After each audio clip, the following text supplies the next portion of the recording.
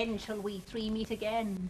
In thunder, lightning, or in rain? When the hurly-burly's done, when the battle's lost and won. That will be ere the set of sun. Where the place? Upon the heath, there to meet with Macbeth.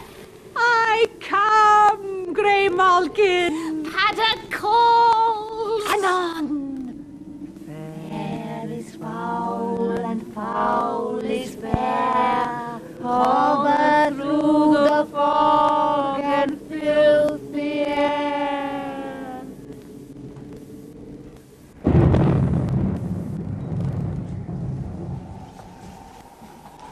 Now who comes here? The worthy Thane of Ross. What a haste looks through his eyes. So should he looks that seems to speak things strange. God save the king. Whence camest thou, worthy Thane? From Fife, great king, where the Norwegian banners flout the sky and fan our people cold.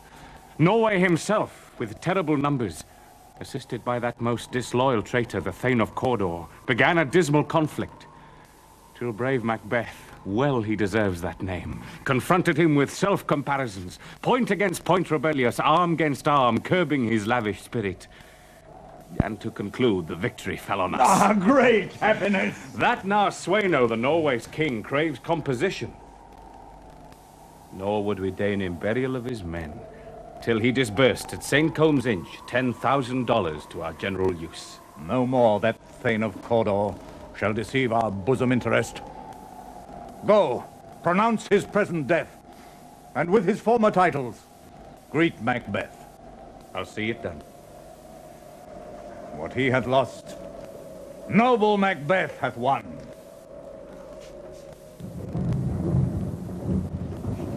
Where hast thou been, sister? Killing swine. Sister, where thou?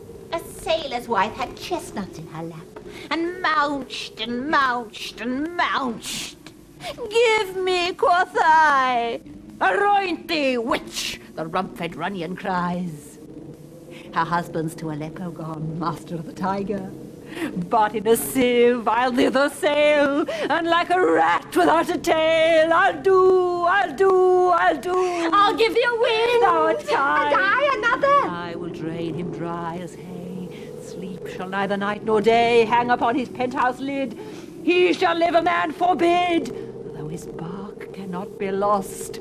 Yet it shall be tempest-tossed. Look what I have. Oh, show me, show me. Here I have a pilot's thumb, wrecked as homeward he did come. A drum, Macbeth doth come. The weird sisters, hand in hand, hostess of the sea and land, thus to go about, thrice to thine, Thrice to mine, and thrice again, to make up nine. Peace! The charms wound up.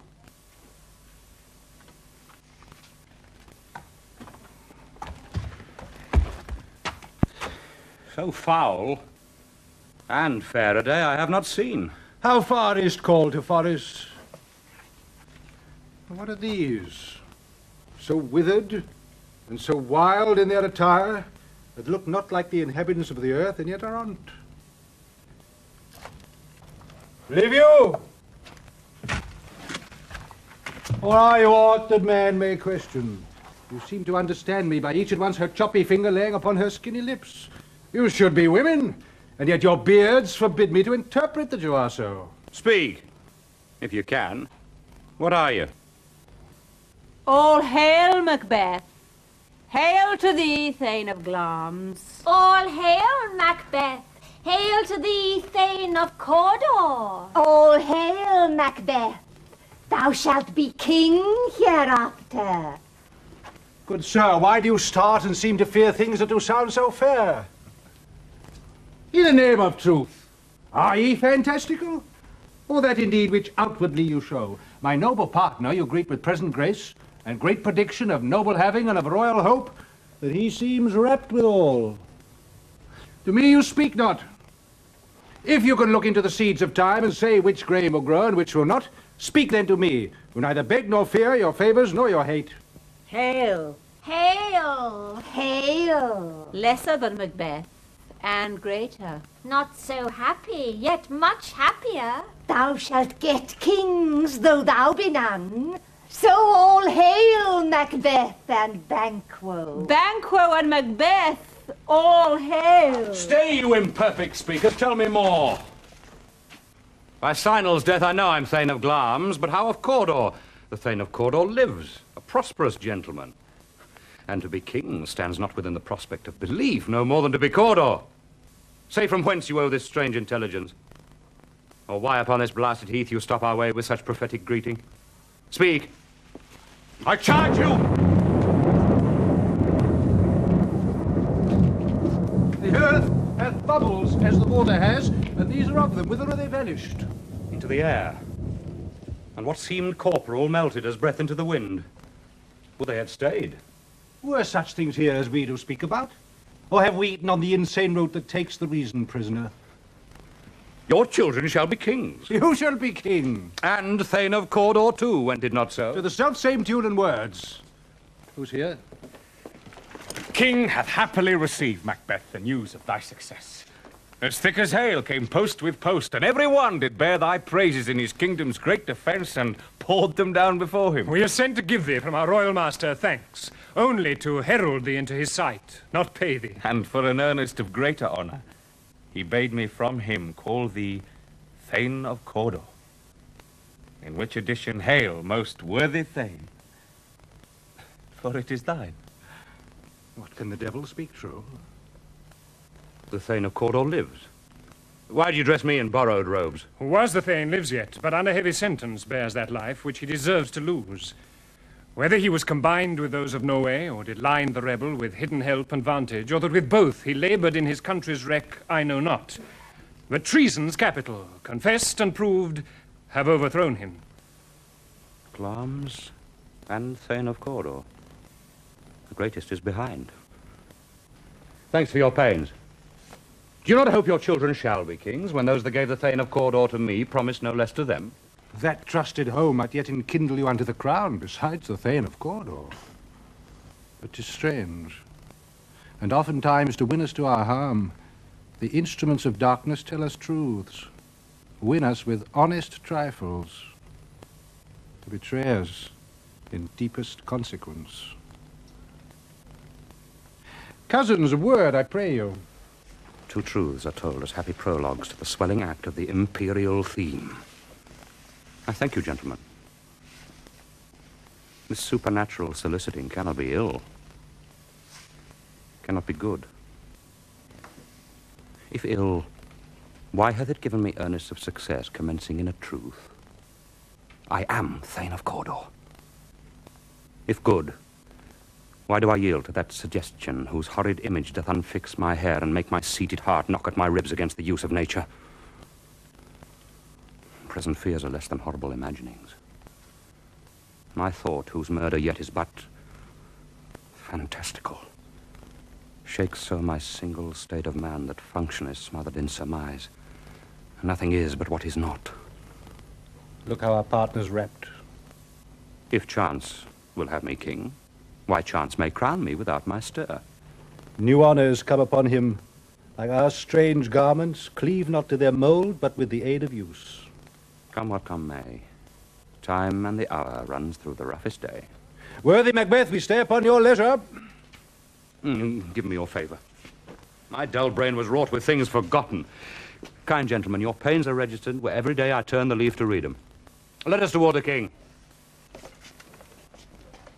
And at more time, the interim having waded, let us speak our free hearts each to other. Very gladly. Till then, enough. Come, friends.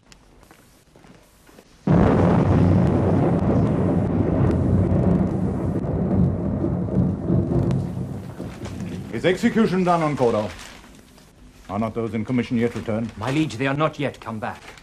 But I have spoke with one that saw him die, who did report that very frankly he confessed his treasons, implored your highness pardon, and set forth a deep repentance.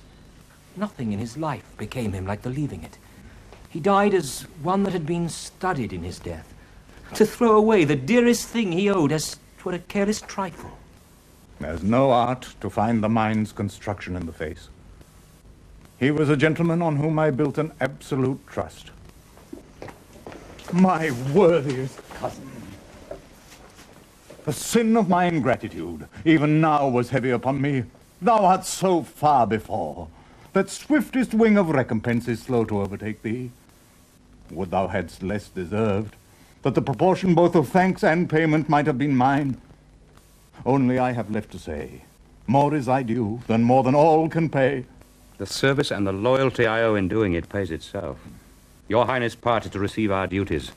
And our duties are to your throne and state, children and servants, which do but what they should by doing everything safe toward your love and honor. Welcome hither.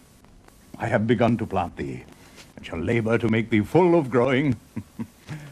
Noble Banquo, that hast no less deserved, nor must be known no less to have done so. Let me enfold thee, and hold thee to my heart. There, if I grow, the harvest is your own. My plenteous joys, wanton in fullness, seek to hide themselves in drops of sorrow. Sons, kinsmen, thanes, and you whose places are the nearest, know we will establish our estate upon our eldest, Malcolm, whom we name hereafter the Prince of Cumberland. Which honors must, not unaccompanied, invest him only, but signs of nobleness like stars shine upon all deservers. From hence to Inverness, and bind us further to you. The rest is labor which is not used for you. I'll be myself the harbinger, and make joyful the hearing of my wife with your approach. So humbly take my leave. My worthy Cawdor. Prince of Cumberland. That is a step on which I must fall down. Or else, or leap. For in my way it lies. Stars, hide your fires. Let not light see my black and deep desires. The eye winketh the hand, but let that be which the eye fears when it is done, to see. True, worthy Banquo. He is full so valiant, and in his commendation I am fed. It is a banquet to me. Let's after him, whose care is gone before to bid us welcome. It is a peerless kinsman.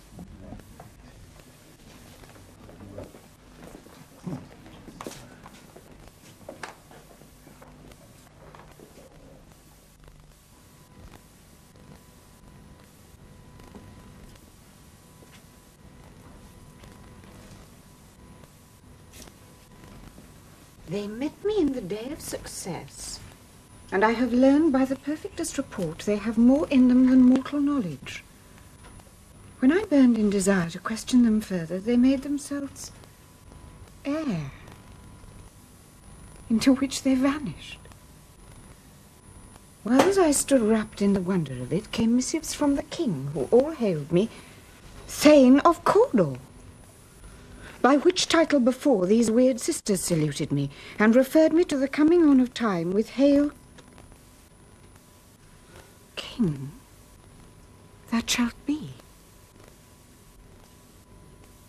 This have I thought good to deliver thee, my dearest partner of greatness, that thou mightest not lose the dues of rejoicing by being ignorant of what greatness is promised thee.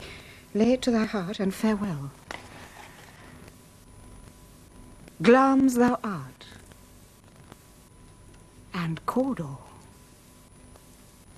and shalt be what thou art promised. Yet do I fear thy nature. It is too full of the milk of human kindness to catch the nearest way.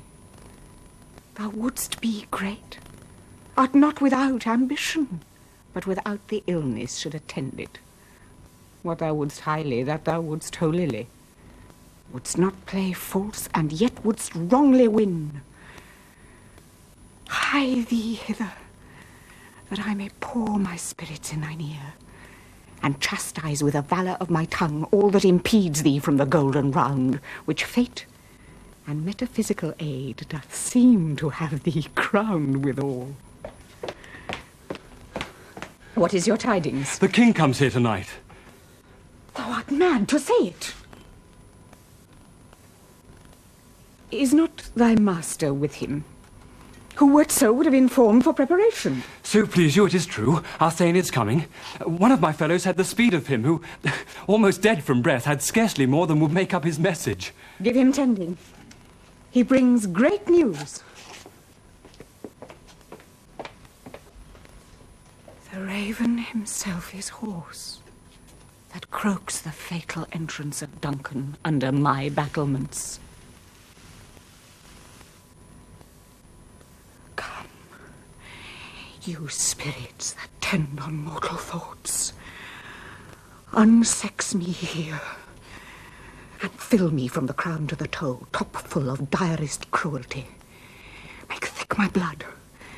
Stop up the access and passage to remorse, that no compunctious visitings of nature shake my fell purpose, nor keep peace between the effect and it. Come to my woman's breasts and take my milk for gall, you murdering ministers. Wherever in your sightless substances you wait on nature's mischief. Come, thick night, and pall thee in the dunnest smoke of hell, that my keen knife see not the wound it makes, nor heaven peep through the blanket of the dark to cry, hold, hold!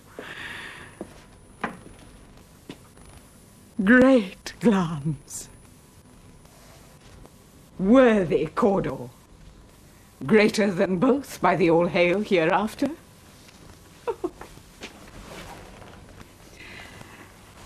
Thy letters have transported me beyond this ignorant present, and I feel now the future in the instant.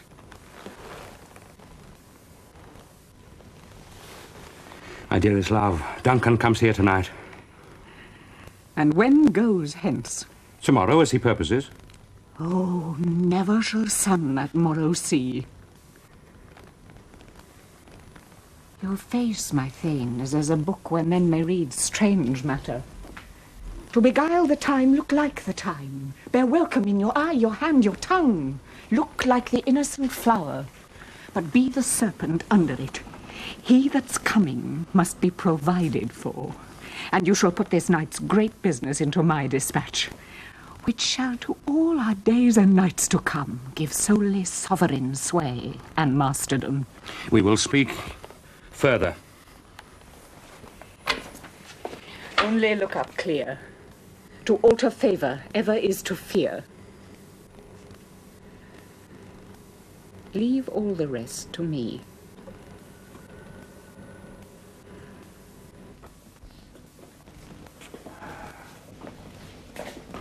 This castle hath a pleasant seat. The air sweetly and nimbly recommends itself unto our gentle senses. This guest of summer, the temple-haunting martlet, does approve by his loved mansionary that the heaven's breath smells wooingly here. No jutty, frieze, buttress, nor coign of vantage, but this bird hath made his pendant bed and procreant cradle. Where they most breed and haunt, I have observed, the air is delicate. See, our honored hostess. The love that follows us sometime is our trouble, which we still thank as love. Herein I teach you how you should bid God-Ilders for your pains, and thank us for your trouble. All our service, in every point, twice done and then done double, were poor and single business to contend against those honours, deep and broad, wherewith your majesty loads our house. For those of old, and for the late dignities heaped up to them, we rest your hermits. Where's the Thane of Cawdor? We coursed him at the heel and had a purpose to be his purveyor. But he rides well, and his great love, sharp as a spur, hath holp him to his home before us. Fair and honored hostess, we are your guests tonight. Your servants ever have theirs themselves, and what is theirs incompt, to make their audit at your highness' pleasure, still to return your own. Give me your hand. Conduct me to mine host. We love him highly, and shall continue our graces towards him. By your leave, hostess.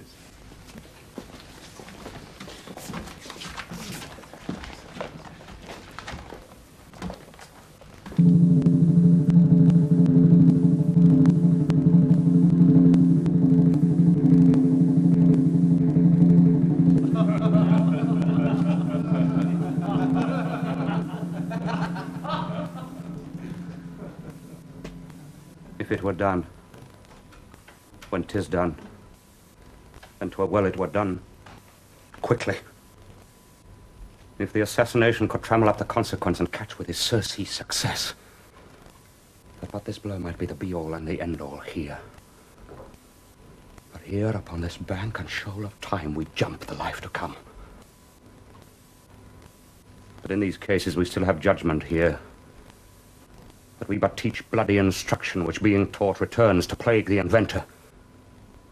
This even-handed justice commends the ingredients of our poisoned chalice to our own lips. He's here in double trust. First, as I'm his kinsman and his subject, strong both against the deed. Then as his host, who should against his murderer shut the door, not bear the knife myself.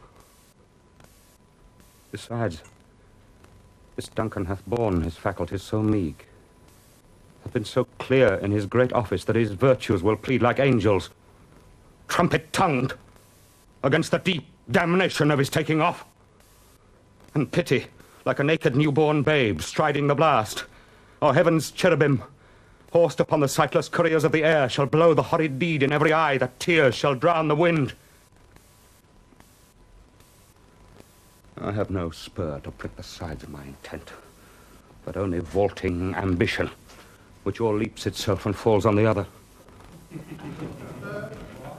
How now, what news? He has almost supped. Why have you left the chamber? Hath he asked for me? Know you not he has? We will proceed no further in this business. He hath honoured me of late, and I have bought golden opinions from all sorts of people, which would be worn now in their newest gloss, not cast aside so soon. Was the hope drunk wherein you dressed yourself? Hath it slept since? And wakes it now to look so green and pale at what it did so freely? From this time such I account thy love. Art thou afeard to be the same in thine own act and valour as thou art in desire? Wouldst thou have that which thou esteem'st the ornament of life, and live a coward in thine own esteem, letting I dare not wait upon I would like the poor cat in the adage? I prithee, peace! I dare do all that may become a man. Who dares do more is none. What beast was then that made you break this enterprise to me? When you durst do it, then you were a man. And to be more than what you were, you would be so much more the man. Nor time nor place did then adhere, and yet you would make both. They have made themselves. And that their fitness now does unmake you. I have given suck and know how tender 'tis to nurse the babe that milks me. I would, while it was smiling in my face, have plucked my nipple from his boneless gums and dashed the brains out, had I so sworn as you have done to this.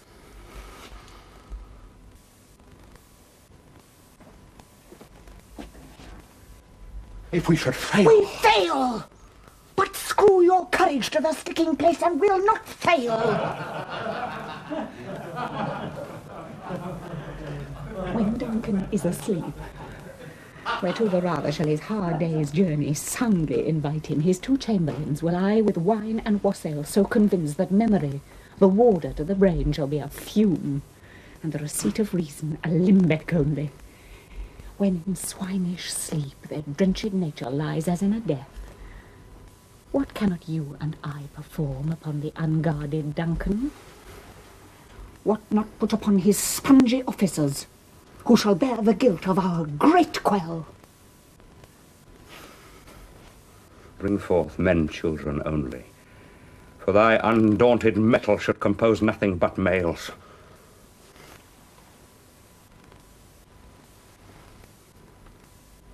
Will it not be received when we have marked with blood those sleepy two of his own chamber, and use their very daggers that they have done? Who dares receive it other, as we shall make our griefs and clamour roar upon his death?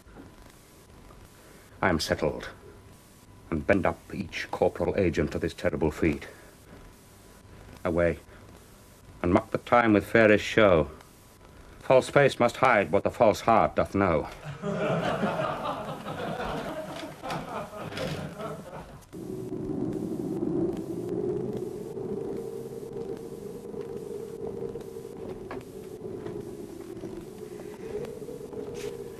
How goes the night, boy? The moon is down. I have not heard the clock. She goes down at 12. I take 'tis later, sir. Hold. Take my sword.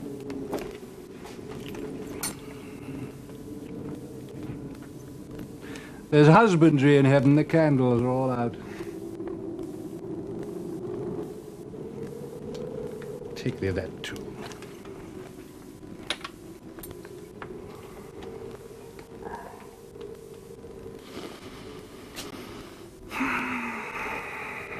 Heavy summons lies like lead upon me, and yet I would not sleep. Merciful powers, restrain in me the cursed thoughts that nature gives way to in repose. In my soul. Who's there? A friend? What, sir? Not yet at rest? The king's abed. He hath been in unusual pleasure and sent forth great largesse to your offices. This diamond he greets your wife withal by the name of most kind hostess, and shut up in measureless content.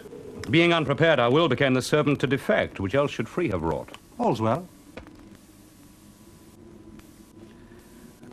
I dreamt last night of the three weird sisters. To you, they have showed some truth. I think not of them. Yet when we can entreat an hour to serve, we would spend it in some words upon that business, if you would grant the time. At your kind pleasure. If you shall cleave to my consent when 'tis, it shall make honour for you. So I lose none in seeking to augment it, but still keep my bosom franchised and allegiance clear. I shall be counselled. Good repose the while. Thanks, sir. The like to you.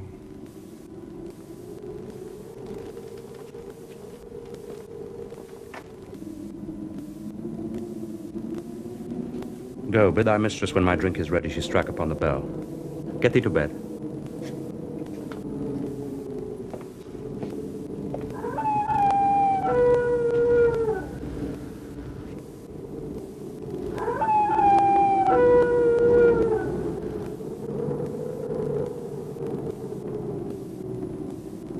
Is this a dagger which I see before me? The handle toward my hand? Come. Let me clutch thee. I have thee not, and yet I see thee still. Art thou not fatal vision sensible to feeling as to sight? Or art thou but a dagger of the mind, a false creation proceeding from the heat oppressed brain?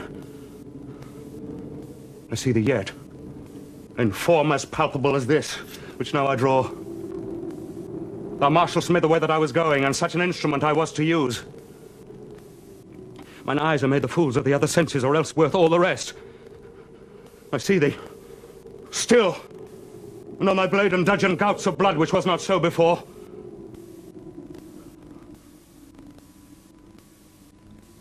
There's no such thing. It is the bloody business which informs thus to mine eyes. Now, o'er the one half-world nature seems dead, and wicked dreams abuse the curtained sleep.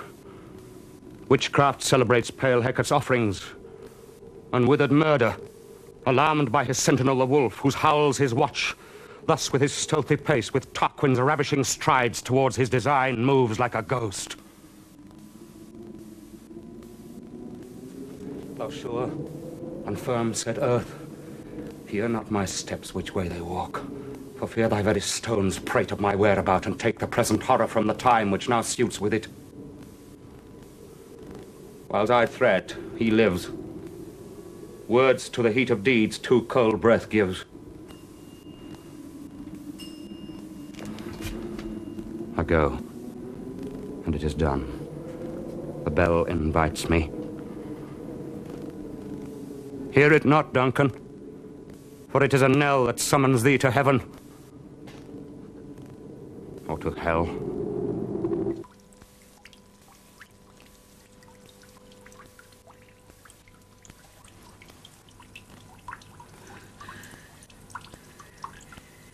That which hath made them drunk hath made me bold. What hath quenched them hath given me fire. Hark! was the owl that shrieked. The fatal bellman that gives the sternest good night. He is about it. The doors are open, and the surfeited grooms do mock their charge with snores. I have drugged their possets, that death and nature do contend about them whether they live or die. Alack, I am afeard they have awaked, and 'tis not done. The attempt and not the deed confounds us. Hark! I laid their daggers ready, he could not miss 'em. Had he not resembled my father as he slept, I had done it. My husband. I've done the deed. Didst thou not hear a noise? I heard the owl scream and the crickets cry. Did not you speak? When? Now. As I descended. Aye. Hark! Who lies in the second chamber? Donald Bain. This is a sorry sight. A foolish thought to say a sorry sight. There's one did laugh in sleep and one cried murder, but they did wake each other. I stood and heard them, but they did say their prayers and address them again to sleep. There are two lodged together. One cried, God bless us, and amen the other. As they'd seen me with these hangman's hands. Listening their fear, I could not say amen when they did say God bless us. Consider it not so deeply. Wherefore could I not pronounce amen? I had most need of blessing, and amen stuck in my throat. These deeds must not be thought after this way, so it will make us mad. Methought I heard a voice cry, sleep no more. Macbeth does murder sleep. The innocent sleep. Sleep that knits up the ravelled sleeve of care. The death of each day's life, sore labour's bath, balm of hurt minds. Great nature's second course. Chief nourisher in life's feast. What do you mean? Still it cried, sleep no more to all the house. Glamis hath murdered sleep, and therefore Cawdor shall sleep no more. Macbeth shall sleep no more. Who was it that thus cried? Why, worthy Thane, you do unbend your noble strength to think so brain sickly of such things. Go, get some water, and wash this filthy witness from your hands. Why did you bring these daggers from the place? They must lie there. Go, carry them. And smear the sleepy grooms with blood. I'll go no more. I'm afraid to think on what I've done. Look on't again, I dare not. Infirm of purpose. Give me the daggers.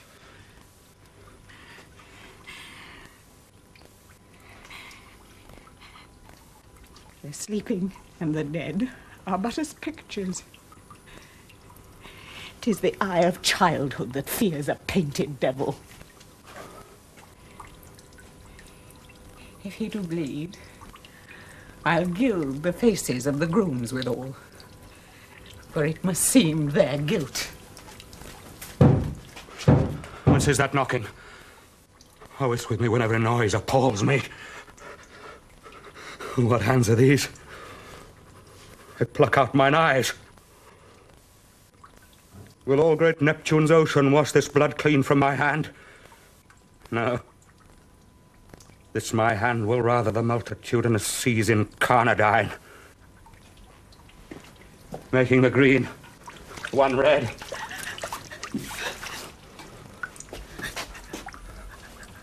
My hands are of your colour, but I shame to wear a heart so white. I hear a knocking at the south entry. But are we to our chamber? A little water clears us of this deed. How easy is it then? Your constancy hath left you unattended. Hark, more knocking. Get on your nightgown lest occasion call us and show us to be watchers. Be not lost so poorly in your thoughts. To know my deed, 'twere best not know myself. Wake, Duncan, with thy knocking. I would thou couldst.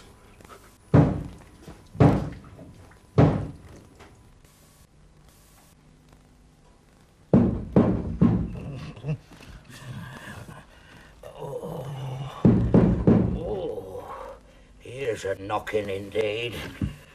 If a man were porter of Eldgate, he should have all turning the key. Knock, knock, knock. Who's there in the name of Beelzebub?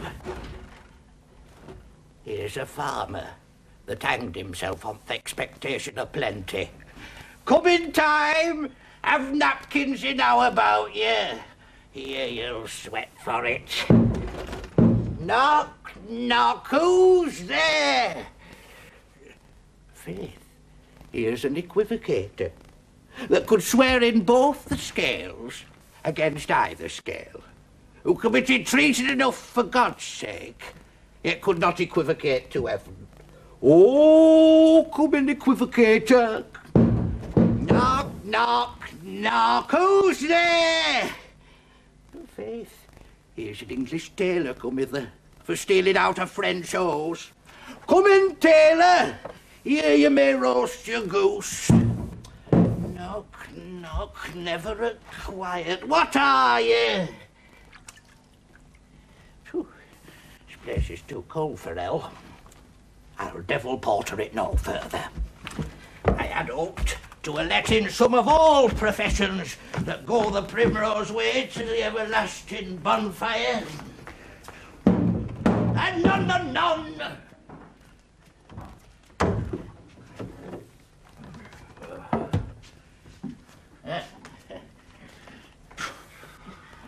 I pray you remember the porter. Was it so late, friend, ere you went to bed that you do lie so late? Faith, sir, we were carousing till the second cock. And drink, sir, is a great provoker of three things. Oh. What three things does drink especially provoke? Marry, sir, nose painting, sleep, and urine. Lechery, sir. It provokes and unprovokes. It provokes the desire and takes away the performance. Therefore, much drink may be said to be an equivocator with lechery. It makes him and it mars him. It sets him on and it takes him off. It persuades him and disheartens him. It makes him stand to and not stand to. In conclusion, it equivocates him in a sleep, and giving him the lie leaves him. I believe drink gave thee the lie last night. That it did, sir, in the very throat on me. But I requited him for his lie, and I think being too strong for him, though he took up my legs sometime, yet I made a shift to cast him. Is thy master stirring? Yeah. Oh, I'm knocking us awake him, here he comes. Good morrow, noble sir. Good morrow, both. Is the king stirring, worthy Thane? Not yet. Oh, he did command me to call timely on him. I'd almost slipped the hour. I'll bring you to him. I know this is a joyful trouble to you, but yet 'tis one. The labour we delight in physics pain. This is the door.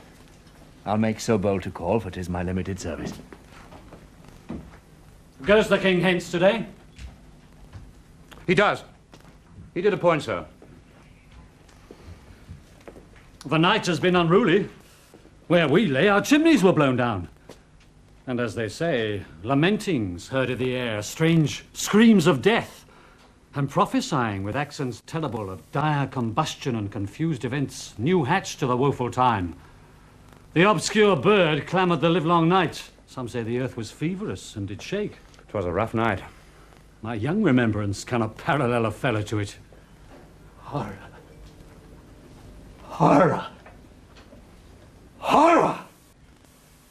Tongue nor cannot conceive nor name thee. What's the matter? Confusion now hath made his masterpiece. Most sacrilegious murder hath broke ope the Lord's anointed temple and stole thence the life of the building. What is to say the life? Mean you, his majesty? Approach the chamber and destroy your sight with a new Gorgon. But do not bid me speak. See and then speak yourselves. Awake! Awake! Ring the alarm bell!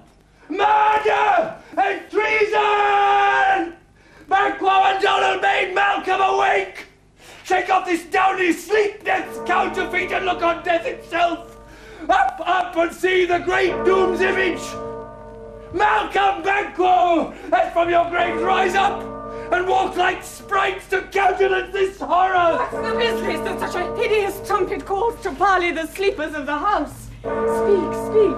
Gentle lady, it is not for you to hear what I can speak. The repetition in a woman's ear would murder as it fell. Oh, Badcoe, Badcoe, our royal master's murdered! Whoa, alas! What in our house? Too cruel anywhere. Dear doth I prithee contradict thyself and say it is not so. Had I but died an hour before this chance, I had lived a blessed time. For from this instant there's nothing serious in mortality. All is but toys. Renown and grace is dead, the wine of life is drawn, and the mere lees is left this vault to brag of. What is amiss? You are and do not know it. The spring, the head, the fountain of your blood is stopped. The very source of it is stopped. Your royal father's murdered. Oh, by whom? Those of his chamber, as it seemed, had done it. Their hands and faces were all badged with blood. So were their daggers, which unwiped we found upon their pillows. They stared and were distracted. No man's life was to be trusted with them. Oh, yet I do repent me in my fury that I did kill them. Wherefore did you so? Who can be wise, amazed, temperate and furious, loyal and neutral in a moment? No man. The expedition of my violent love outran the pause of reason. Here lay Duncan, his silver skin laced with his golden blood, and his gashed stabs look like a breach in nature for ruin's wasteful entrance. There the murderers, steeped in the colours of their trade, their daggers unmanly breached with gore. Who could refrain that had a heart to love, and in that heart courage to make his love known? Help me, yes. Look to the lady. Oh. Why do we hold our tongues that most may claim this argument for ours? It should be spoken here, where our fate, hid in an auger hole, may rush and seize us. It's away, our tears are not yet brewed. Nor our strong sorrow upon the foot of motion. Look to the lady. And when we have our naked frailties hid with suffering exposure, let us meet and question this most bloody piece of work, and know it further. Fears and scruples shake us. In the great hand of God I stand, and thence against the undivulged pretense I fight of treasonous malice. And so do I. Saul! Let's briefly put on manly readiness and meet in the hall together. Well contented. What will you do? Let's not consort with them. To show an unfelt sorrow is an office which the false man does easy. I'll to England. To Ireland, I. Our separated fortune shall keep us both the safer. Where we are, there's daggers in men's smiles. The nearer in blood, the nearer bloody. This murderer's shaft that shot hath not yet lighted, and our safest way is to avoid the aim. Therefore to horse, and let us not be dainty of leave-taking, but shift away. There's warrant in that theft which steals itself, when there's no mercy left.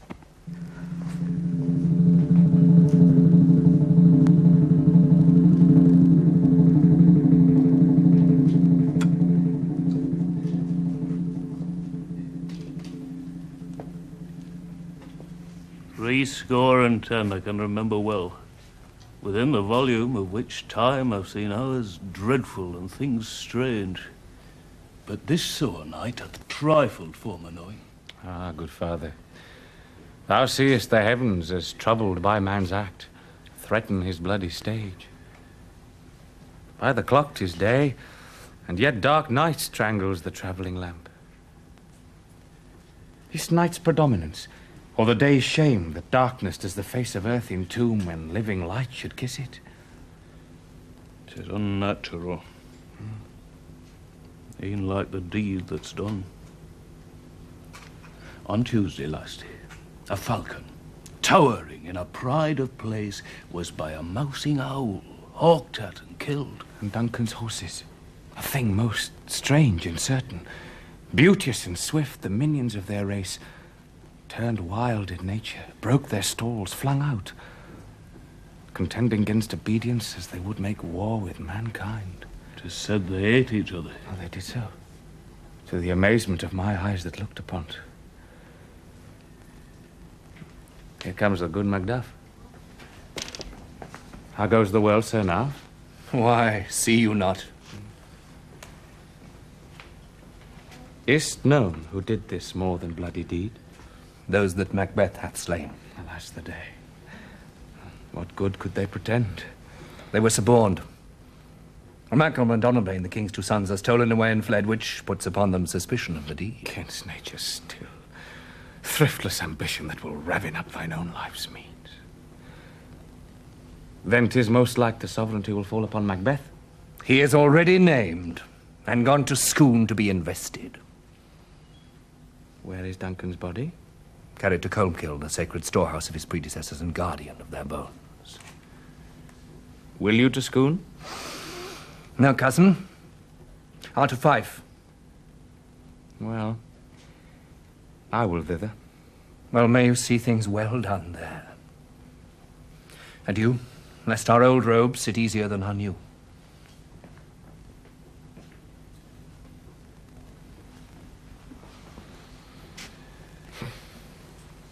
Farewell, father. God's benison go with you. And with those that would make good of bad, and friends of foes.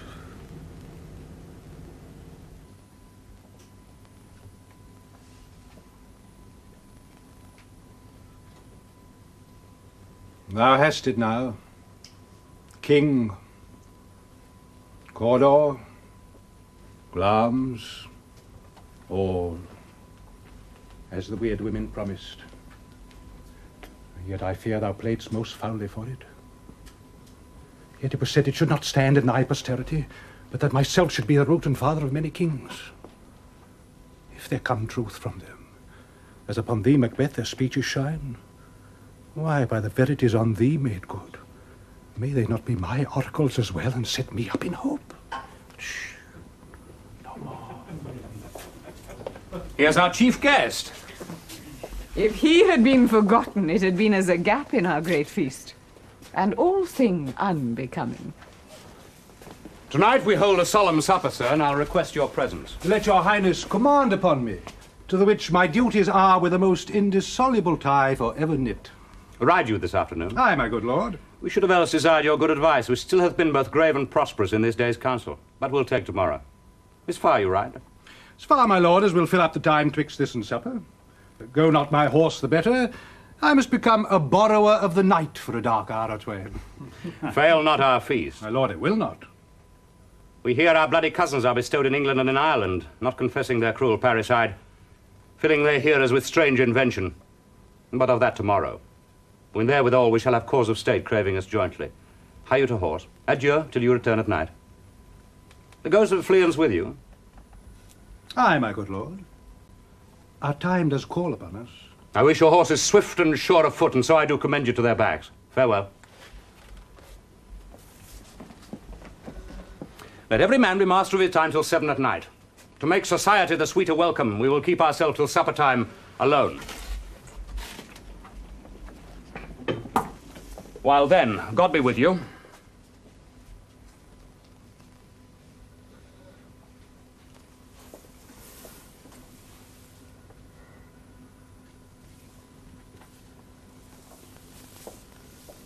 Sirrah, a word with you. Attend those men our pleasure. They are, my lord, without the palace gate. Bring them before us.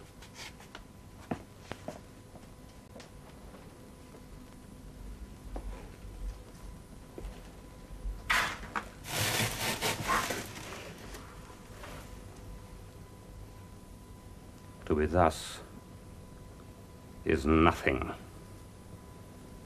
but to be safely thus. Our fears in Banquo stick deep, and in his royalty of nature reigns that which would be feared. 'Tis much he dares, and to that dauntless temper of his mind he hath a wisdom that doth guide his valour to act in safety. There's none but he whose being I do fear, and under him my genius is rebuked, as it is said Mark Antony's was by Caesar. He chid the sisters when first they put the name of king upon me, and bade them speak to him. And prophet-like they hailed him father to a line of kings. Upon my head they placed a fruitless crown, and put a baron's sceptre in my gripe, thence to be wrenched with an unlineal hand, no son of mine succeeding. If it be so, for Banquo's issue have I filed my mind. For them the gracious Duncan have I murdered, put rancors in the vessel of my peace, only for them, and my eternal jewel given to the common enemy of man. To make them kings. The seed of Banquo kings.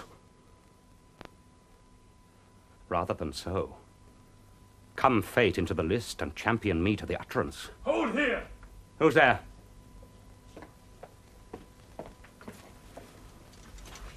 I'll go to the door and stay there till we call. Was it not yesterday we spoke together? It was, so please your highness. Well, then, now have you considered of my speeches? Know that it was he in the times past which held you so under fortune, which you had thought had been our innocent self. This I made good to you in our last conference. You made it known to us. I did so and went further, which is now our point of second meeting. Do you find your patience so predominant in your nature that you can let this go? Are you so gospelled to pray for this good man and for his issue, whose heavy hand hath bowed you to the grave and beggared yours forever? We are men, my liege. Aye. In the catalogue ye go for men. As hounds and greyhounds, mongrels, spaniels, curs, shuffs, water rugs, and demi-wolves are clept all by the name of dogs. Now, if you have a station in the file, not in the worst rank of manhood, say it. And I will put that business in your bosoms, whose execution takes your enemy off, grapples you to the heart and love of us, who were our health but sickly in his life, which in his death were perfect. I am one, my liege, whom the vile blows and buffets of the world have so incensed that I am reckless what I do to spite the world. And I another, so weary with disaster, tugged with fortune, I would set my life on any chance to mend it or be rid on't. Both of you know Banquo was your enemy. True, my lord. So is he mine, and in such bloody distance that every minute of his being thrusts against my nearest of life. And though I could with barefaced power sweep him from my sight and bid my will avouch it, yet I must not, for certain friends that are both his and mine, whose loves I may not drop. But wail his fall, who I myself struck down. And thence it is that I to your assistance do make love, masking the business from the common eye, for sundry weighty reasons.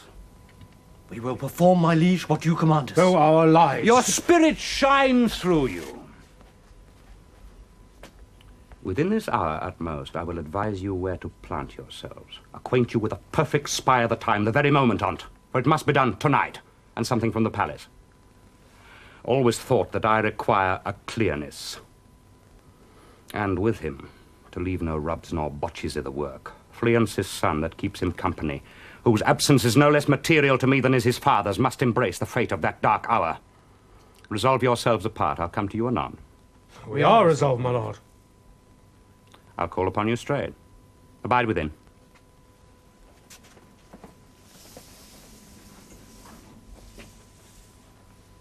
It is concluded. Banquo, thy soul's flight, if it find heaven, must find it out tonight.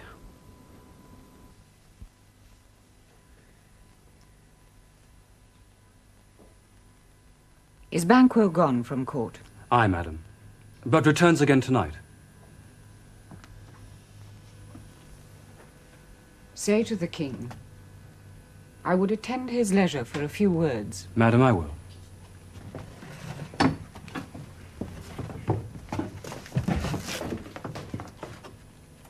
Naught's had. All spent where our desire is got without content. 'Tis safer to be that which we destroy than by destruction dwell in doubtful joy.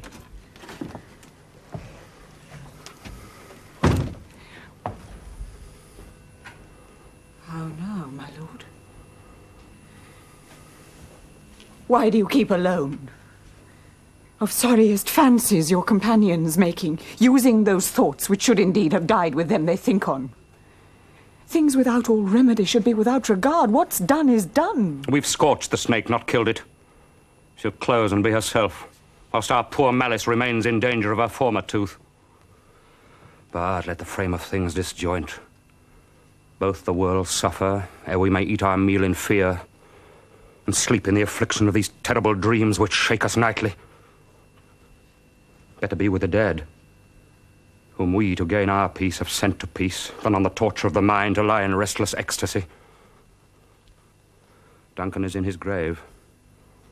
After life's fitful fever, he sleeps well.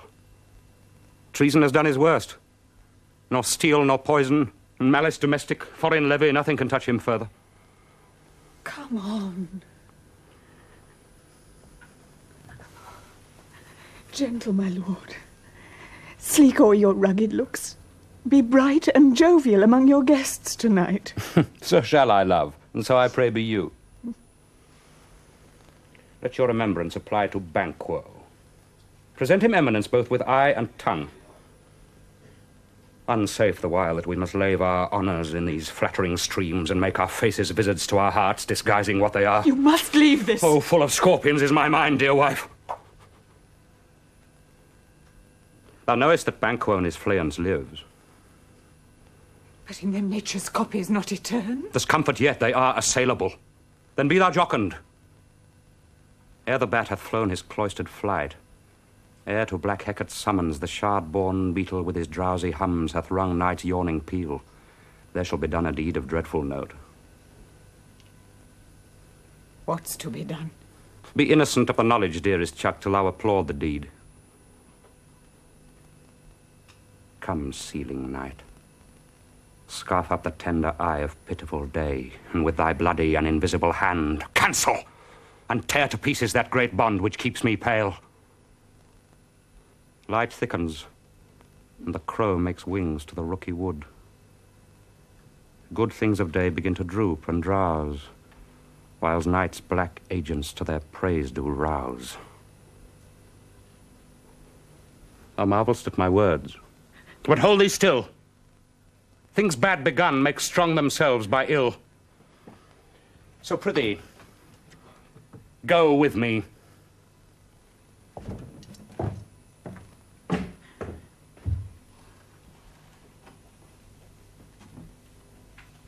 The west yet glimmers with some streaks of day. Now spurs the lated traveller apace to gain the timely inn, and near approaches the subject of our watch. Oh, I hear horses. Bishop Light there, ho! And 'tis he. The rest within the note of expectation already are at the court. His horses go about. Almost a mile. But he does usually, so all men do, from hence to the palace gate make it their walk. Hark! A light, a light! Stand to it!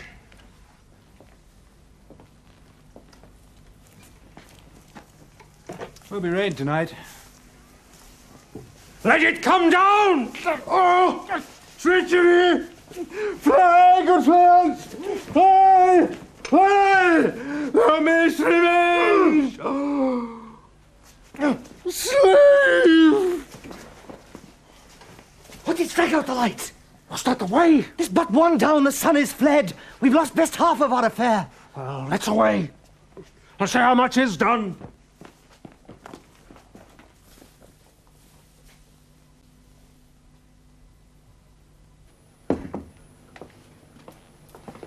You know your own degrees. Sit down. At first and last, a hearty welcome. Thanks, Your Majesty. Ourself will mingle with society and play the humble host.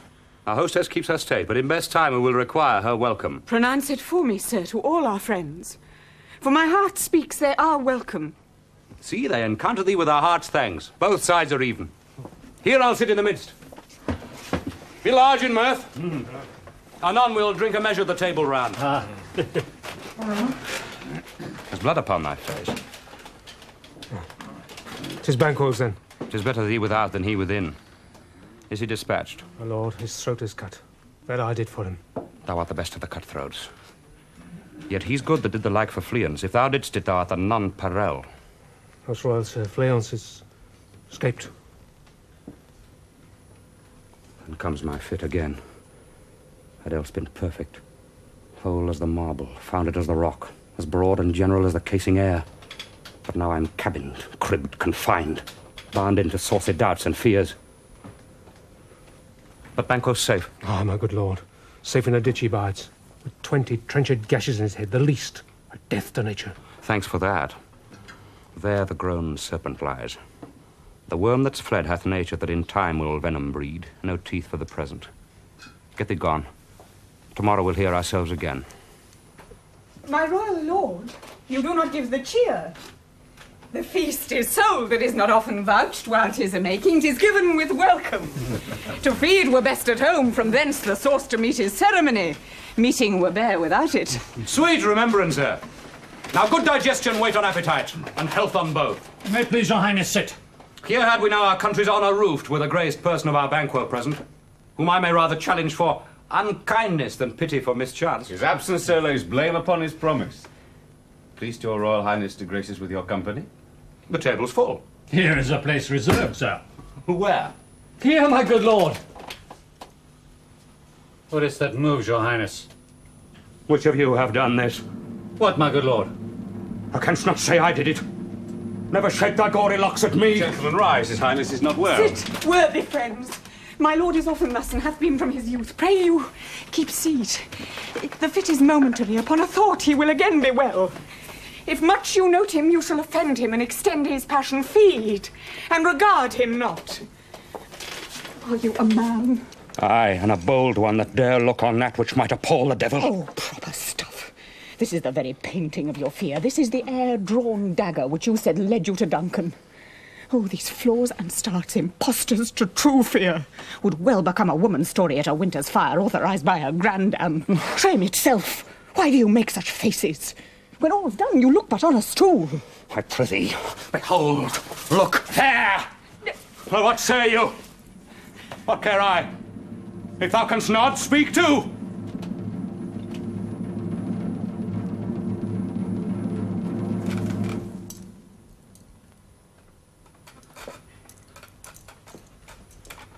If Charlehouses and our graves must send those we bury back, our monuments shall be the moors of kites. Oh, quite unmanned in folly. If I stand here, I saw him. Why, for shame. The time has been that when the brains were out, the man would die, and there an end. But now they rise with 20 mortal murders on their crowns and push us from our stools. This is more strange than such a murder is.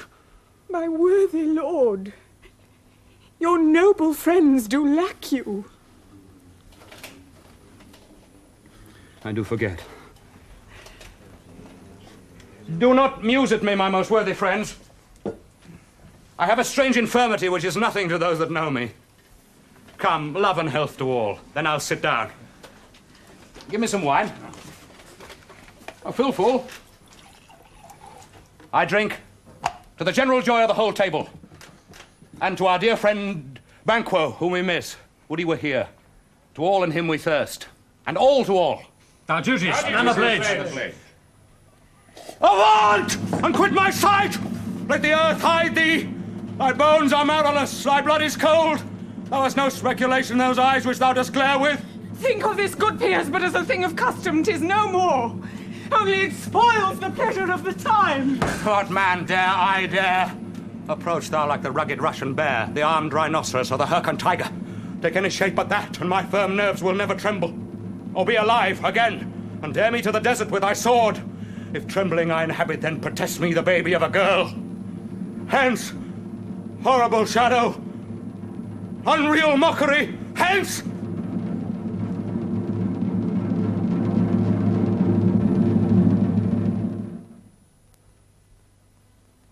Why so? Being gone, I am a man again. I pray you sit still. You have displaced the mirth, broke the good meeting with most admired disorder. Can such things be, and overcome us like a summer's cloud without our special wonder? You do make me strange, even to the disposition that I owe. When now I think you can behold such sights and keep the natural ruby of your cheeks when mine is blanched with fear. What sights, my lord? I pray you, speak not! He grows worse and worse. Question enrages him. At once, good night. Stand not upon the order of your going, but go at once. Good night. And better health attend his A majesty. kind good night to all.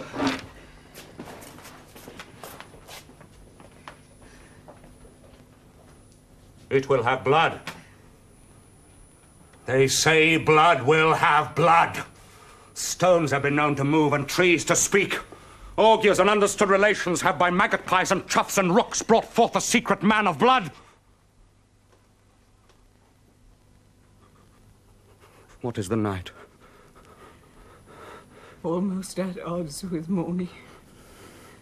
Which is which? How sayest thou that Macbeth denies his person at our great bidding? Did you send to him, sir? I heard it by the way, but I will send. There's not a one of them, and in his house I keep a servant feed. I will tomorrow. And betimes I will to the weird sisters. More shall they speak. For now I am bent to know by the worst means the worst, for mine own good. All causes shall give way. I am in blood stepped in so far that should I wade no more, returning were as tedious as go o'er. Strange things I have in head that will to hand, which must be acted, ere they may be scanned. You lack the season of all natures. Sleep. Come, we'll to sleep. This strange and self-abuse is the initiate fear that once hard use. We are yet but young in deed.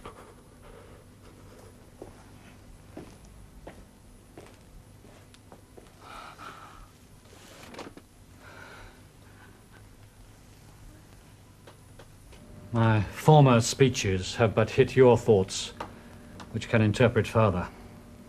Only I say, things have been strangely born. The gracious Duncan was pitied of Macbeth. Marry, he was dead. And the right valiant Banquo walked too late. Whom you may say, if 't please you, Fleance killed, for Fleance fled. Men must not walk too late. Who cannot want the thought how monstrous it was for Malcolm and for Donalbain to kill their gracious father? Damned fact. How it did grieve Macbeth. Did he not straight in pious rage the two delinquents tear, that were the thralls of sleep and slaves of drink? Was that not nobly done? Aye, and wisely too, for 'twould have angered any heart alive to hear the men deny it.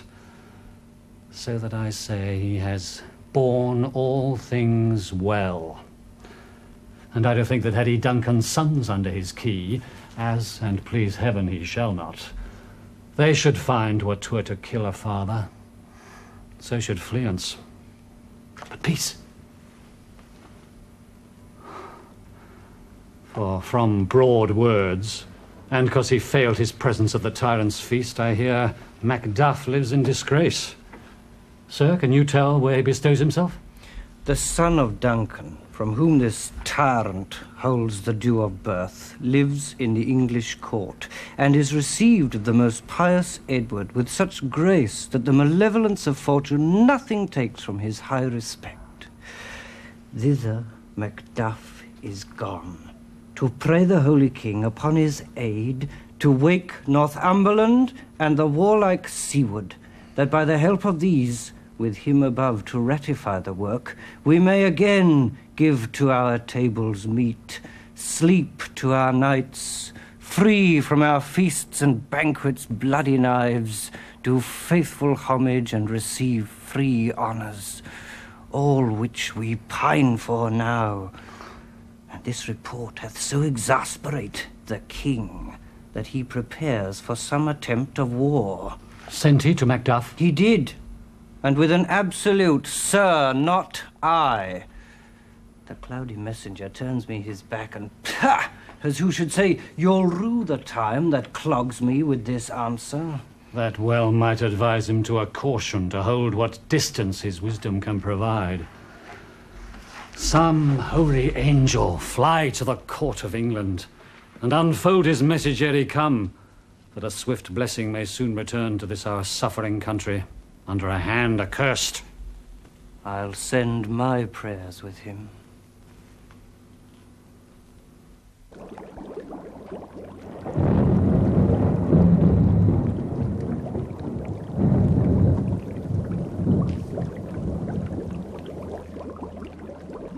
Thrice the brinded cat hath mewed. Thrice and once the hedge pig whined. Happier cries, 'tis time, 'tis time. Round about the cauldron go, in the poisoned entrails throw.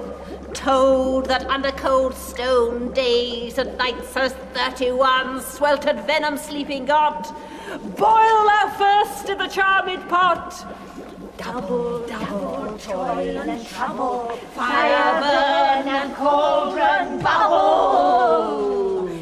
Fillet of a fenny snake, In the cauldron, boil and bake. Eye of newt and toe of frog, wool of bat and tongue of dog. Adder's fork and blindworm's sting, lizard's leg and howlet's wing. For a charm of powerful trouble, like a hell broth boil and bubble. Trouble, toil and trouble, fire burn and cauldron bubble. Scale of dragon, tooth of wolf, witch's mummy, moor and gulf of the ravine salt sea shark. Root of hemlock digged in the dark, liver of blaspheming Jew, gall of goat, and slips of yew slivered in the moon's eclipse. Nose of Turk and Tartar's lips, finger of birth's strangled babe. Ditch delivered by a drab, make the gruel thick and slab. Add thereto a tiger's children, for the ingredients of our cauldron.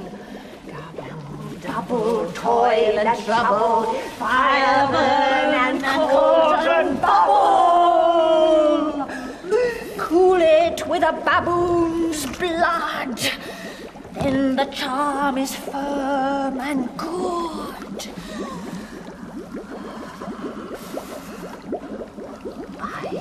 King of my thumbs, something wicked this way comes.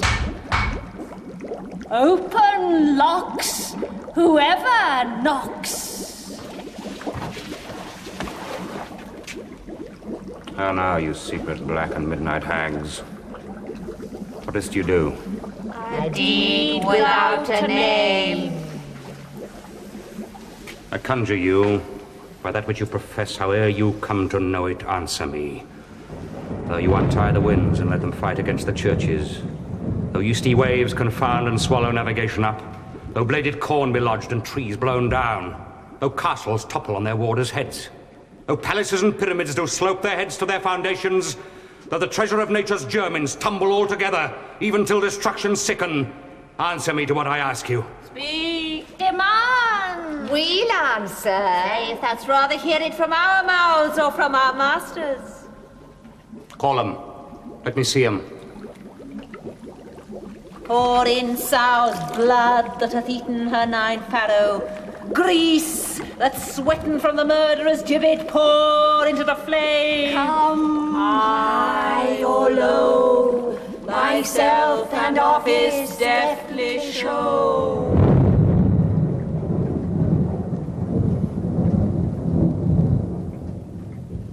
Tell me, thou unknown power. He knows thy thought. Hear his speech, but say thou naught. Macbeth, Macbeth, Macbeth, beware Macduff, beware the Thane of Fife. Dismiss me, enough. Whate'er thou art, for thy good caution, thanks. Thou hast half my fear right. But one word more. He will not be commanded. Here's another, more potent than the first. Macbeth, Macbeth, Macbeth. Had I 3 ears, I'd hear thee. Be bloody, bold, and resolute. Laugh to scorn the power of man, for none of woman born shall harm Macbeth. Then live, Macduff. What need I fear of thee? But yet I'll make assurance double sure, and take a bond of fate. Thou shalt not live, that I may sleep in spite of fear, and sleep in spite of thunder. What is this? That rises like the issue of a king, and wears upon his baby brow the round and top of sovereignty? Listen, but speak not to it. Be lion-mettled, proud, and take no care who chafes, who frets, or where conspirers are. Macbeth shall never vanquished be until great Burnham Wood to high Dunsinane Hill shall come against him. That will never be. Who can impress the forest, bid the tree unfix his earthbound root? Sweet bodements, good. rebellious dead. Rise never till the wood of Burnham rise, and our high-placed Macbeth shall live the lease of nature, pay his breath to time and mortal custom. Yet my heart throbs to know one thing. Tell me if your art can tell so much. Shall Banquo's issue ever reign in this kingdom? Seek to know no more. I will be satisfied. Deny me this and an eternal curse fall on you. Let me know. Why sinks that cauldron? What noise is this? Show his eyes and grieve his heart. Come like shadows, so depart.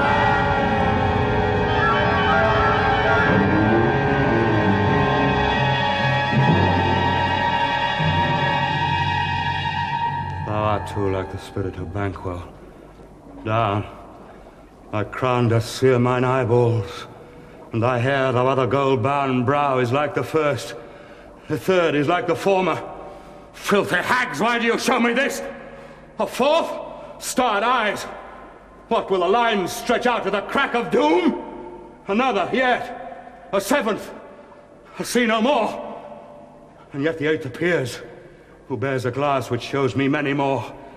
And some I see who twofold balls and treble scepters carry. Horrible sight!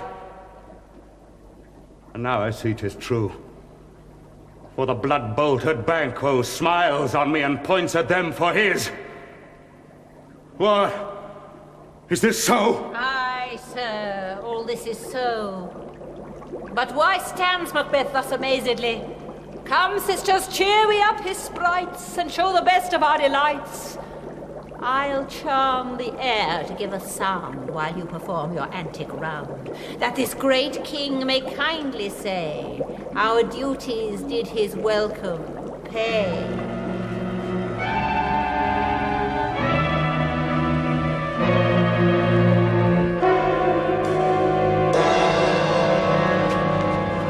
Where have they gone? At this pernicious hour stand I accursed in the calendar. Come in without there. What's your grace's will? So you the weird sisters?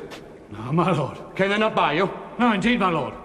Infected with the air whereon they ride, and damned all those that trust them. I heard the galloping of horse. Who was came by? 'Tis 2 or 3, my lord, that bring you word Macduff has fled to England. Fled to England? Aye, my good lord. Time now anticipates my dread exploits. The flighty purpose never was o'ertook unless the deed go with it.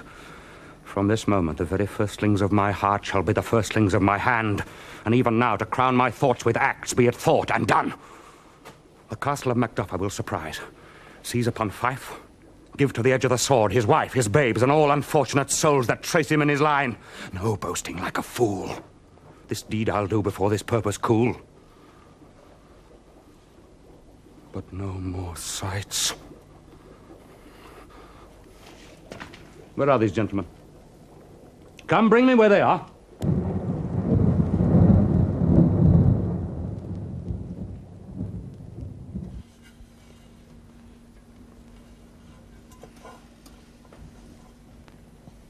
What had he done to make him fly the land? You must have patience, madam. He had none. His flight was madness. When our actions do not, our fears do make us traitors. You know not whether it was his wisdom or his fear. Wisdom? To leave his wife? To leave his babes, his mansions, and his titles, in a place from whence himself does fly? He loves us not. He wants the natural touch. For the poor wren, the most diminutive of birds will fight, her young ones in the nest against the owl. All is the fear, and nothing is the love. As little is the wisdom where the flight so runs against all reason. My dearest coz, I pray you, school yourself. But for your husband, he is noble, wise, judicious, and best knows the fits of the season. I dare not speak much further. But cruel are the times when we are traitors and do not know ourselves. When we hold rumour from what we fear, yet know not what we fear, but float upon a wild and violent sea each way and move. I take my leave of you. Shall not be long, but I'll be here again. Things at the worst will cease, or else climb upward to what they were before. My pretty cousin, blessings upon you.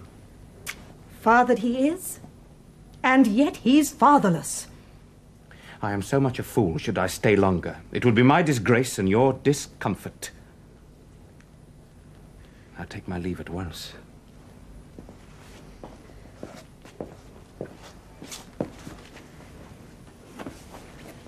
Sirrah, your father's dead. And what will you do now? How will you live? As birds do, Mother. What?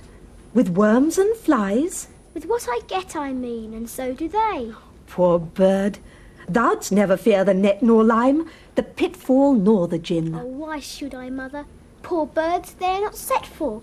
My father is not dead, for all you're saying. Yes, he is dead. How wilt thou do for a father? Nay, how will you do for a husband? Why, I can buy me 20 at any market. Then you'll buy 'em to sell again.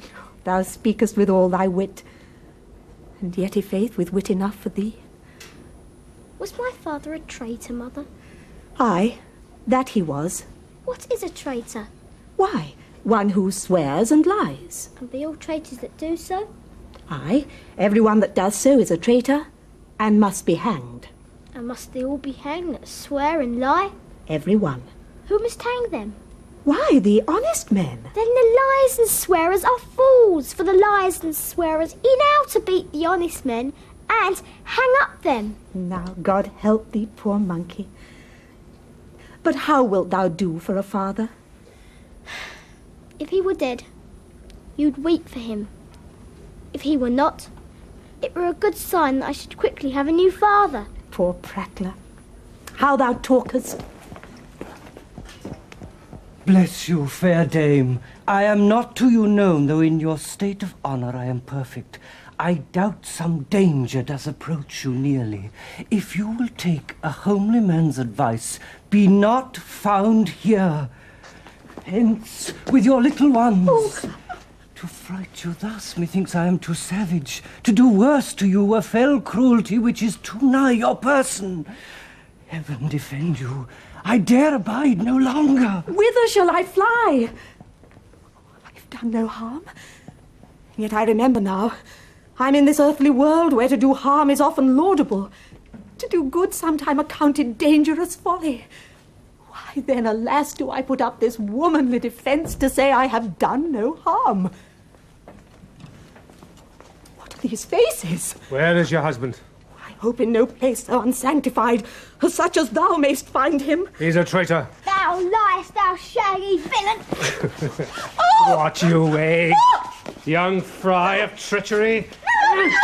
No! Mother, he has killed me! Run away! I pray you!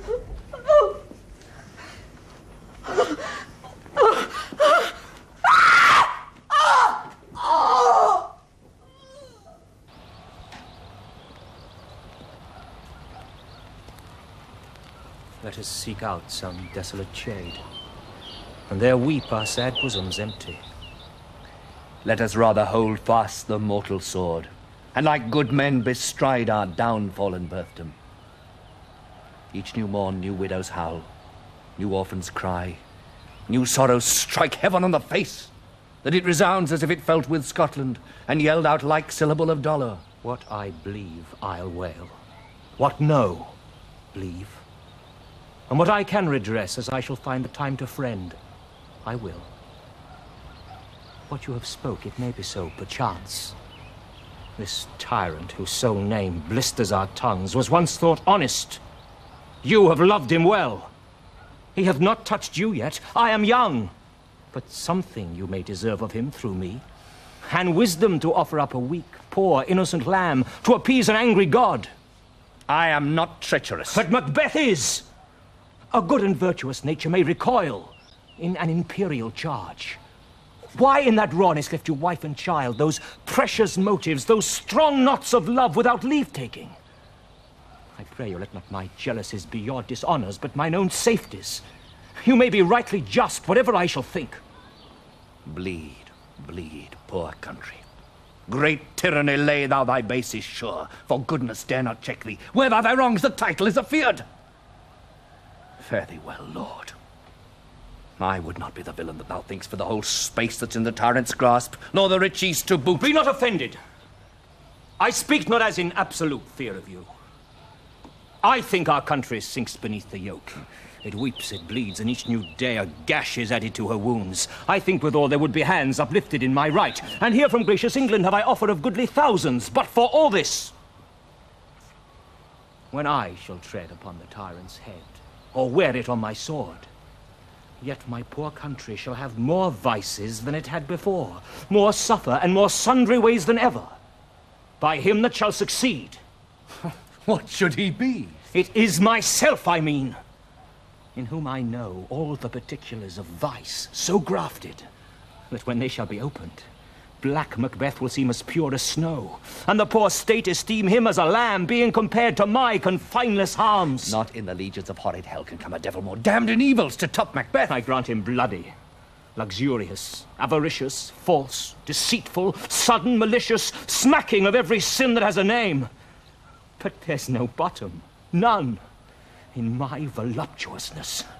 Your wives, your daughters, your matrons and your maids could not fill up the cistern of my lust. And my desire all continent impediments would all bear that did oppose my will. Better Macbeth than such an one to reign. Boundless intemperance in nature is a tyranny. It hath been the untimely emptying of the happy throne and fall of many kings. But do not fear to take upon you what is yours. With this there grows in my most ill-composed affection such a staunchless avarice that were I king, I should cut off the nobles for their lands, desire his jewels in this other's house, and my more having would be as a sauce to make me hunger more, that I should forge quarrels unjust against the good and loyal, destroying them for wealth.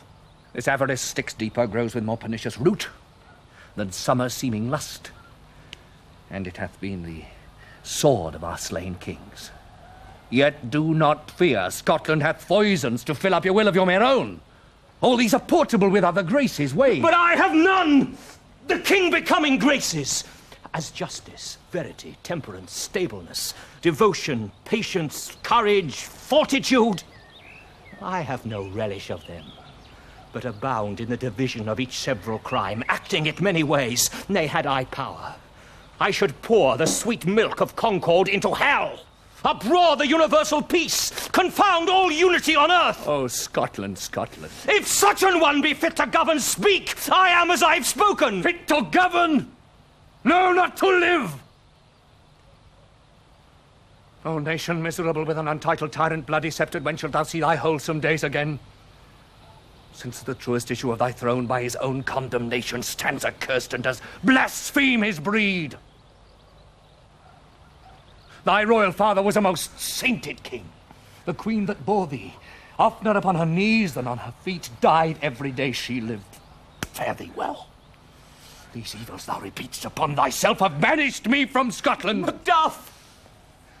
This noble passion, child of integrity, hath from my soul wiped the black scruples, reconciled my thoughts to thy good truth and honour.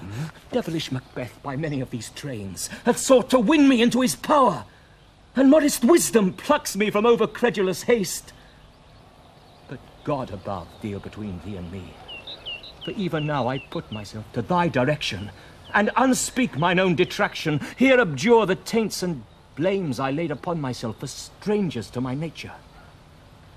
I'm yet unknown to woman, never was forsworn, scarcely have coveted what was mine own.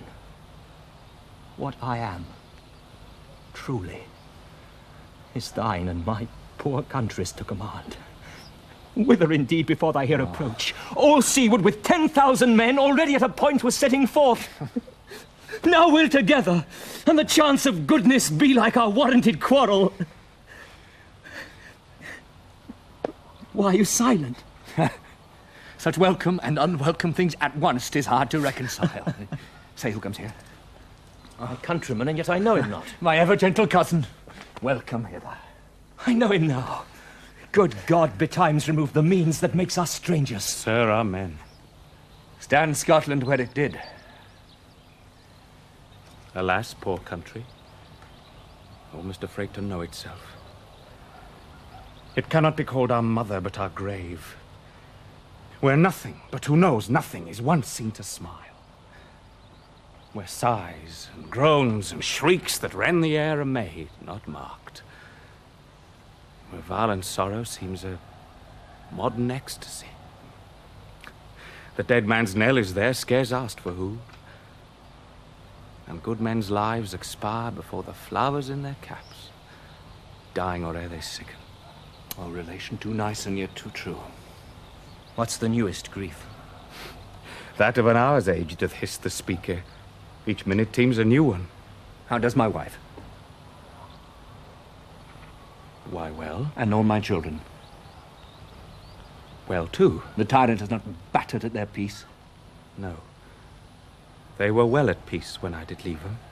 Be not a niggard of your speech. How goes? When I came hither to transport the tidings which I have heavily borne, there ran a rumour of many worthy fellows that were out, which was to my belief witnessed the rather for that I saw the tyrant's power afoot. Now is the time of help. Your eye in Scotland would create soldiers, make our women fight to doff their dire distresses. Be it their comfort, we are coming thither. Gracious England hath lent us good seaward and 10,000 men. An older and a better soldier none than Christendom gives out. Would I could answer this comfort with the like. But I have words that would be howled out in the desert air where hearing should not latch them. What concern they? The general cause, or is it a fee grief due to some single breast? No mind that's honest, but in it shares some woe.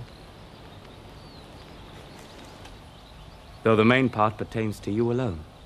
If it be mine, keep it not from me. Quickly, let me have it.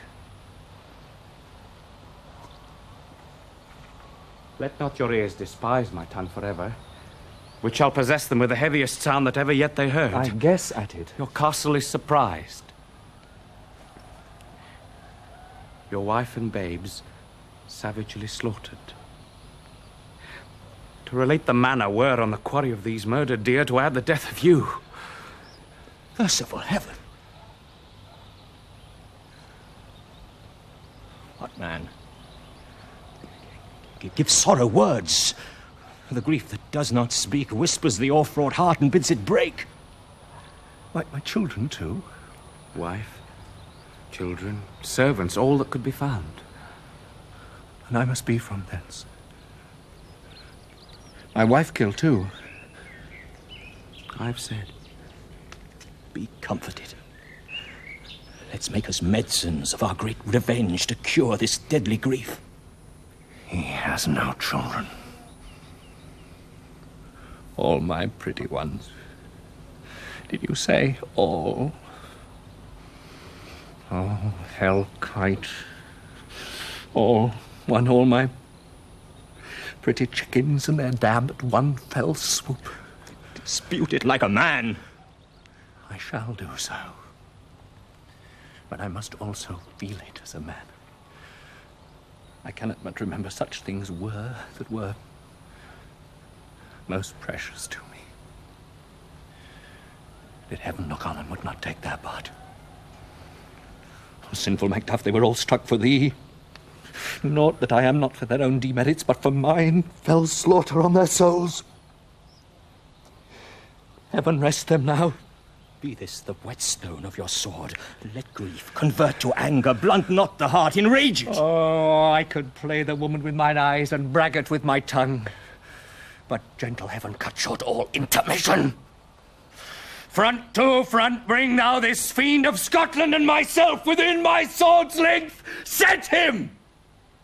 If he escape, heaven forgive him too. This tune goes manly. Come, go we to the king. Our power is ready, our lack is nothing but our leave. Macbeth is ripe for shaking, and the powers above put on their instruments. Receive what cheer you may. The night is long, that never finds the day. have 2 nights' watch with you, but can perceive no truth in your report? When was it she last walked?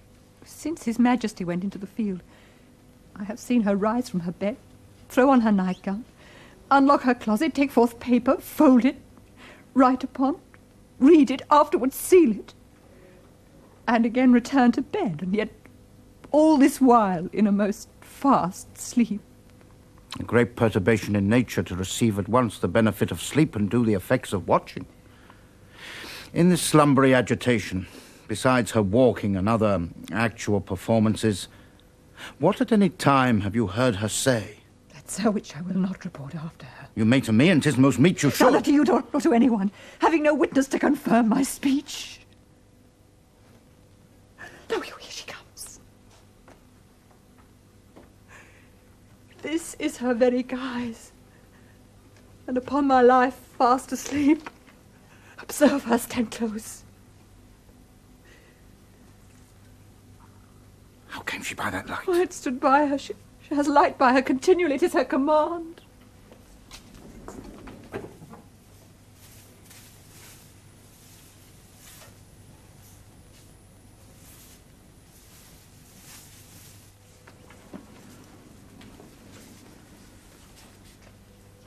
You see, her eyes are open.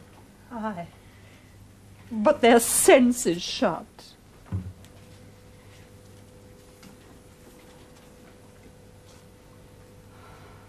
What is it she does now? Look how she rubs her hands. It is an accustomed action with her, to seem thus washing her hands. I have known her continue thus a quarter of an hour. Yet, here's a spot. Hark, she speaks. I will set down what comes from her to satisfy my remembrance the more strongly. Out, damned spot. Out, I say. 1, 2. Why, then 'tis time to do it.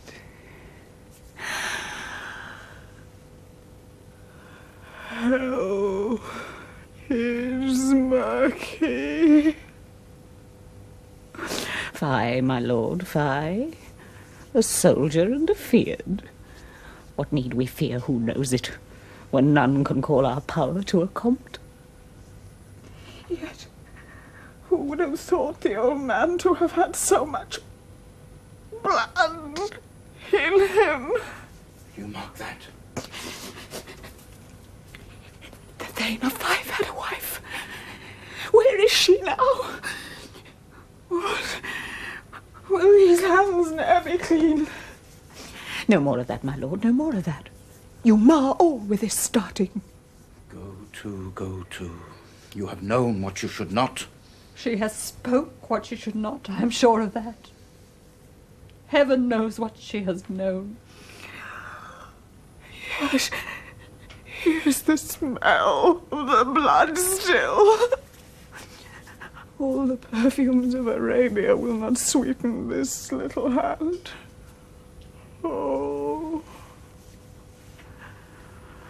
Oh. Oh.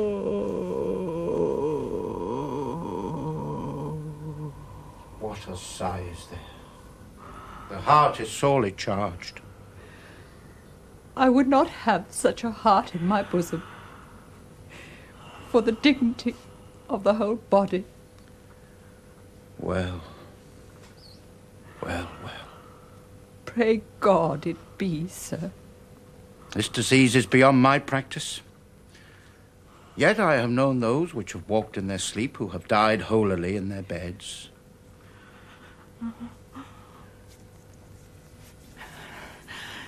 Wash your hands. Put on your nightgown. Look not so pale. I tell you yet again, Banquo's buried. He cannot come out on his grave. Even so.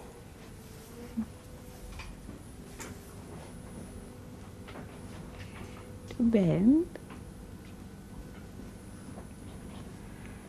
To bed.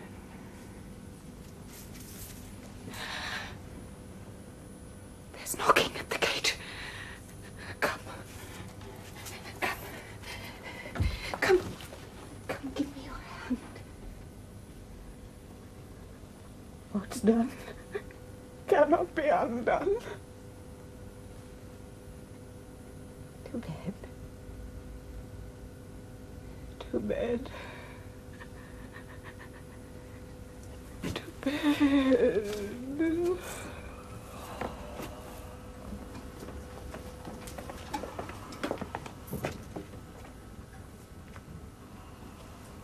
Will she go now to bed? Directly. Foul whisperings are abroad. Unnatural deeds do breed unnatural troubles. Infected minds to their death pillows will discharge their secrets. More need she the divine than the physician. God. God forgive us all. Look after her. Remove from her the means of all annoyance and still keep eyes upon her. So, good night. My mind she has mated and amazed my sight. I think, but dare not speak.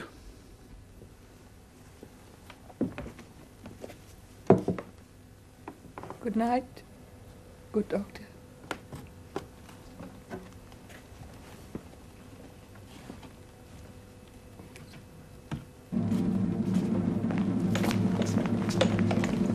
The English power is near, led on by Malcolm, his uncle Seward, and the good Macduff. Near Burnham Wood shall we well meet them. That way are they coming. Who knows if Donalbain be with his brother? For certain, sir, he is not. I have a file of all the gentry. There is Seward's son, and many unrough youths that even now protest their first of manhood. What does the tyrant? Great Dunsinane he strongly fortifies. Some say he's mad, others that lesser hate him to call it valiant fury. But for certain, he cannot buttle his distempered cause within the belt of rule. Now does he feel his secret murders sticking on his hands. Now minutely revolts upbraid his faith breach. Those he commands move only in command, nothing in love. Now does he feel his title hang loose about him like a giant's robe upon a dwarfish thief. Who then shall blame his pestered senses to recoil and start, when all that is within him does condemn itself for being there? Well, march we on. Give obedience where 'tis truly owed. Bring me no more reports, let them fly all! Till Burnham Wood remove to Dunsinane, I cannot taint with fear. What's the boy Malcolm? Was he not born of woman? The spirits that know all mortal consequence have pronounced me thus. Fear not, Macbeth. No man that's born of woman shall e'er have power upon thee. And fly, false thanes, and mingle with the English epicures. The mind I sway by, and the heart I bear, shall never sag with doubt nor shake with fear. The devil damn thee black, thou cream-faced loon. Where gotst thou that goose look? There is 10,000... Geese, villain! Soldiers, sir! Go prick thy face and overred thy fear, thou lily-livered boy. What soldiers, Patch? Death of thy soul. Those linen cheeks of thine are counsellors to fear. What soldiers, Wayface? The English force, so please you. Take thy face hence. Seaton! I'm sick at heart when I behold. Seaton, I say! This push will cheer me ever or deceit me now. I've lived long enough. My way of life has fallen into the sear, the yellow leaf. And that which should accompany old age as honour, love, obedience, troops of friends I must not look to have. But in their stead, curses. Not loud, but deep. Mouth honour. Breath, which the poor heart would fain deny and dare not. Seaton! What's your gracious pleasure? What news more? All is confirmed, my lord, which was reported. I'll fight till from my bones my flesh be hacked. Give me my armour. 'Tis not needed yet. I'll put it on. Send out more horses, scare the country round. Hang those that talk of fear. Give me my armour. How does your patient, Doctor? Not so sick, my lord, as she is troubled with thick-coming fancies that keep her from her rest. Cure her of that. Canst thou not minister to a mind diseased? Pluck from the memory a rooted sorrow? Raise out the written troubles of the brain, and with some sweet, oblivious antidote cleanse the fraught bosom of that perilous stuff which weighs upon the heart? Therein the patient must minister unto himself. Throw physic to the dogs, I'll none of it. Come, put my armour on. Seaton, send out. Doctor, the Thanes fly from me. Come, sir, dispatch. If thou couldst, doctor, cast the waters of my land, find her disease, and purge it to a sound and pristine health, I would applaud thee to the very echo that would applaud again. Pull off, I say! What rhubarb, senna, or what purgative drug would scour these English hence? Hearst thou of them? Aye, my good lord. Your royal preparation makes us hear something. Bring it after me. I will not be afraid of death and bane till Burnham Forest come to Dunsinane. Were I from Dunsinane away and clear, profit again should hardly draw me here. Cousins! Well met. I hope the days are near at hand, that Chambers will be safe. And we doubted nothing. What wood is this before us? And the wood of Burnham.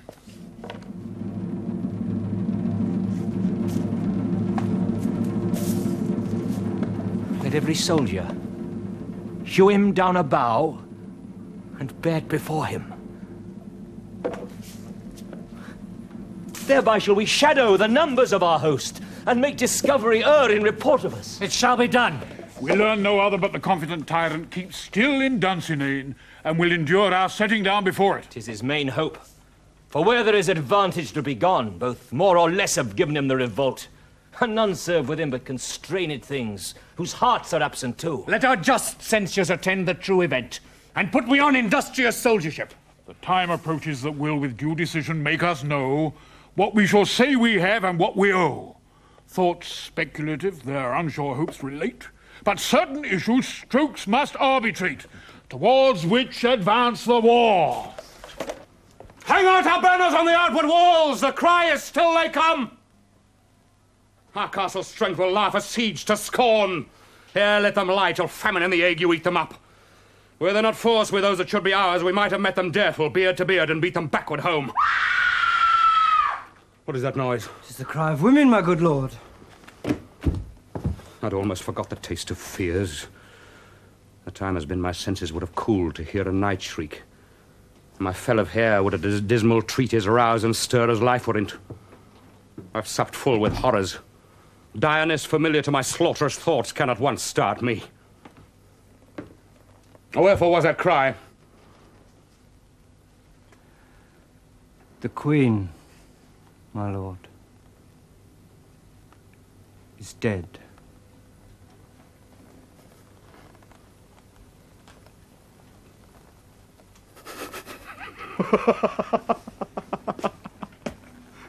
She should have died hereafter. There would have been a time for such a word. Tomorrow, and tomorrow, and tomorrow creeps in this petty pace from day to the last syllable of recorded time. And all our yesterdays have lighted fools the way to dusty death. Out, out, brief candle. Life's but a walking shadow, a poor player that struts and frets his hour upon the stage and then is heard no more. It is a tale told by an idiot, full of sound and fury, signifying nothing. How comes to use thy tongue, thy story quickly? Gracious my lord, I should report that which I say I saw, but know not how to do it. Well, say, sir. As I did stand my watch upon the hill, I looked toward Burnham, and anon methought that the wood began to move. Liar and slave! Let me endure your wrath if it be not so. Within this 3 miles you may see it coming. I say a moving grove. If thou speakst false, upon the next tree shalt thou hang alive till famine cling thee. If thy speech be sooth, I care not if thou dost for me as much. I begin to pull in resolution. And doubt the equivocation of the fiend that lies like truth. Fear not till Burnham wood do come to Dunsinane. And now a wood comes toward Dunsinane. Arm! Arm and out! If it which he avouches does appear, there's nor flying hence nor tarrying here. Again, to be aweary of the sun, and wish the estate of the world were now undone. Ring the alarm bell! Blow wind! Come rack! At least we'll die with harness on our back! Now near enough. Your leafy screens throw down and show like those you are. You worthy uncle shall with my cousin, your right noble son, lead our first battle. Worthy Macduff and we shall take upon what else remains to do, according to our order. Fare thee well. Do we but meet the tyrant's power tonight, let us be beaten if we cannot fight. Make all our trumpets speak, give them all breath. Those clamorous harbingers of blood and death.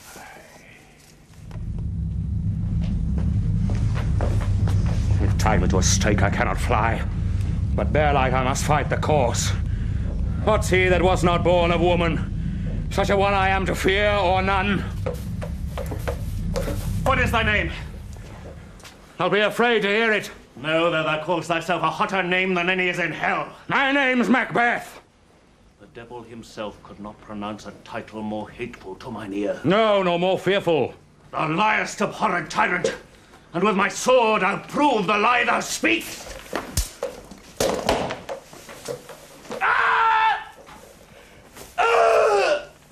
Thou was born of woman. At swords I smile at. Weapons laugh to scorn. Brandished by man as of a woman born.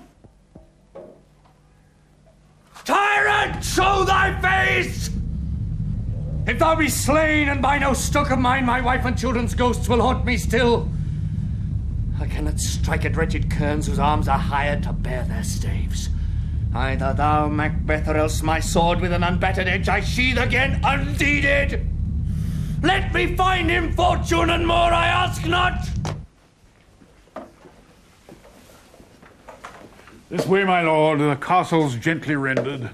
The tyrant's people on both sides do fight. The noble thanes do bravely in the war. The day almost itself professes yours, and little is to do.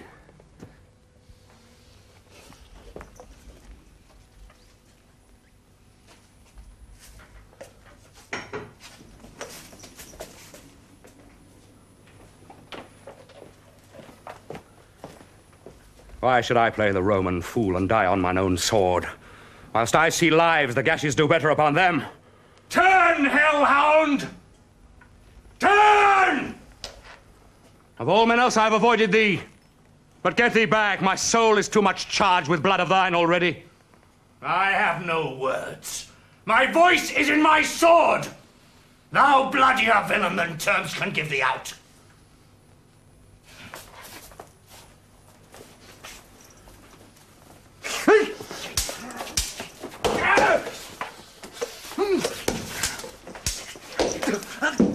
Thou losest labour.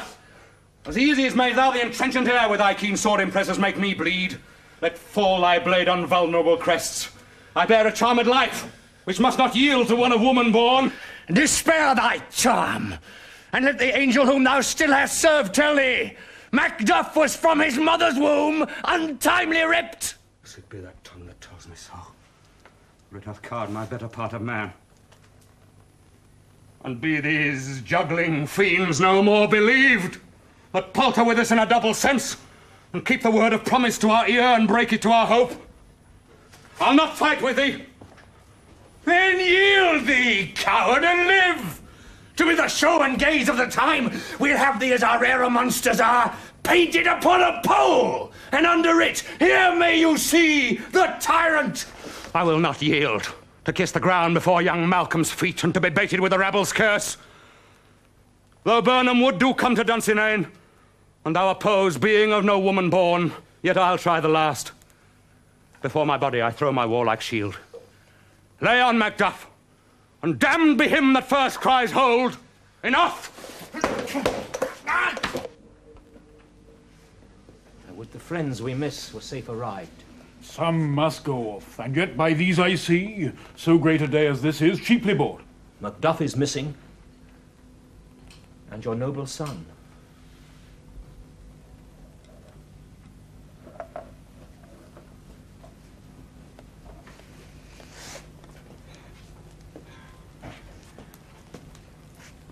Your son, my lord, has paid a soldier's debt.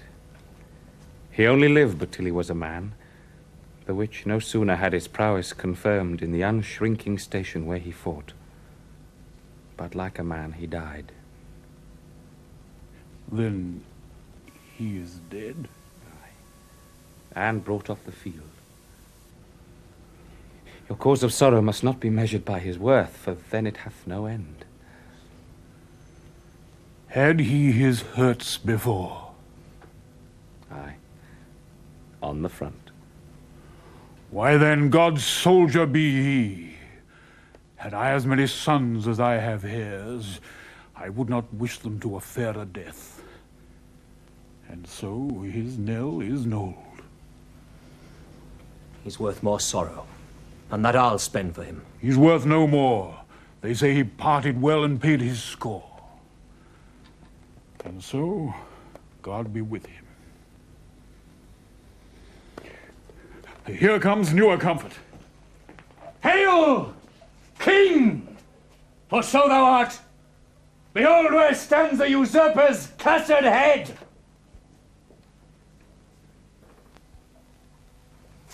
The time is free. I see thee compassed with thy kingdom's pearl, that speak my salutation in their minds, whose voices I desire aloud with mine. Hail, King of Scotland! Hail, King of Scotland! We shall not spend a large expense of time before we reckon with your several loves and make us even with you. My thanes and kinsmen henceforth be earls, the first that ever Scotland in such an honour named. What's more to do, which would be planted newly with the time, as calling home our exiled friends abroad, that fled the snares of watchful tyranny, producing forth the cruel ministers of this dead butcher, and his fiend-like queen, who, as 'tis thought, by self and violent hands took off her life. This, and what needful else that calls upon us, by the grace of grace, we will perform in measure, time, and place. So, thanks to all at once, and to each one whom we invite to see us crowned at Scone.